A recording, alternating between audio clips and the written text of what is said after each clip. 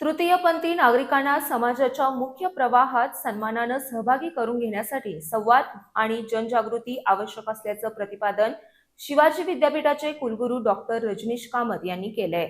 शिवाजी विद्यापीठात तृतीयपंथांच्या हक्क आणि संरक्षण कायद्याच्या अंमलबजावणी संदर्भात एक दिवसीय कार्यशाळेचं आयोजन करण्यात आलं होतं। शिवाजी विद्यापीठ आणि समाज कल्याण विभागाच्या संयुक्त विद्यमानं तृतीयपंथीय कल्याण हक्क आणि संरक्षण कायदा 2019 आणि सुधारित नियम 2020 यांच्या अंमलबजावणी संदर्भात कार्यशाळा घेण्यात आली। यावेळी कुलगुरू डॉक्टर रजनीश कामत यांनी कायद्यात अधिकारांची तरतूद असली तरी समाजात व्यापक जनजागृती आणि सातत्यपूर्ण संवादाची गरज असल्याचं सांगितलंय। सामाजिक भीती आणि संकोचामुळे अनेक तृतीयपंथी व्यक्ती आपली ओळख उघडपणे मांडत नाहीत, त्यामुळे त्यांच्यापर्यंत पोहोचून त्यांच्या समस्या समजून घेणं आवश्यक असल्याचं त्यांनी स्पष्ट केलं। तृतीयपंथी नागरिकांसाठी संवेदनशील वातावरण, सर्वसमावेशक सुविधा, शैक्षणिक आणि रोजगाराच्या संधी उपलब्ध करून देण्यासाठी विद्यापीठ कटिबद्ध असल्याचंही त्यांनी सांगितलंय।